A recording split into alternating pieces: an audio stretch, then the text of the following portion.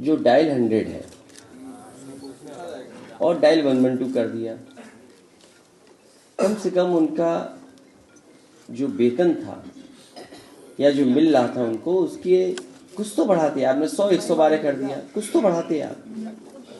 ये पहली सरकार है जिसके फैसलों से ये लगता है कि ये इमोशनलेस सरकार है, हार्डलेस सरकार है और विजनलेस सरकार है।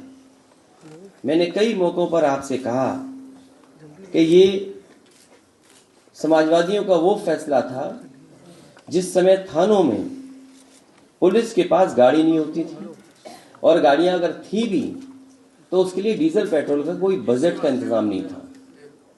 उस समय जो सरकार के टेक्नोलॉजी को समझते हैं, जो कोई चीज़ को और इंट्रोड्यूस करना चाहते थे, उन अधिकारियों को मैंने चिन्हित किया और एक प्रोफेसर वेंकट को साथ लगाया। न्यूयॉर्क की NYPD की जो हेडक्वार्टर है वहाँ पर रिस्पॉन्स सिस्टम कैसा है, पुलिस कैसे एक्ट करती है अगर घटना पता लग जाए तो, या उनको जानकारी मिल जाए, उनका कॉल सेंटर कैसे है, रिस्पॉन्स सिस्टम कैसा है, उन सब चीज़ों को शामिल करते हुए जो हमारी अपनी परिस्थितियाँ हैं उसके हिसाब से ये डायल 100 डिज़ाइन किया गया था। और उसमें बिल्डिंग से लेकर के सॉफ्टवेयर से लेकर के जो भी कुछ टेक्नोलॉजी का पार्ट था सबसे बेहतर इस्तेमाल हुआ था।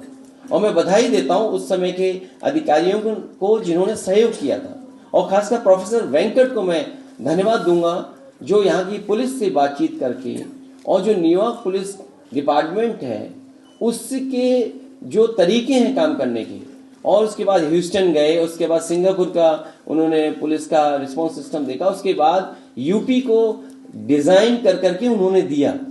ये सबसे बेहतरीन सिस्टम था। और फैसला भी ये लिया गया कि जो सबसे पहले दुख सुनेंगी, जो सबसे पहले किसी की तकलीफ को सुनेंगी, वो महिलाएं होंगी, लड़कियां होंगी। और उस फैसले के तहत इनको नौकरी मिली। ये अलग बात है कि तरीका क्या अपनाया गया नौकरी देने का, लेकिन आज अपने लोगों को लाभ पहुंचाने के लिए सरकार ये कह सकती है कि वो तो एक प्राइवेट कंपनी को टेंडर दे दिया।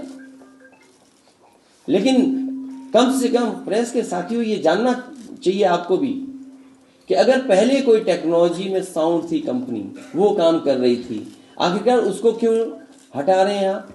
चलिए आपने कोई टेंडर किया, दूसरी कंपनी को दे रहे हैं। क्या पहले जो टेंडर किया था वो कितने रुपए में था, और आज जो टेंडर कर रहे हैं उसके लिए बजट क्या है? आप कंपनी को तो मुनाफा कमाने दे रहे हो, लेकिन जो सबसे पहले फेस कर रही है तकलीफ और परेशानी, उनकी आप मदद नहीं करना चाहते। कोई सोच सकता है त्योहारों के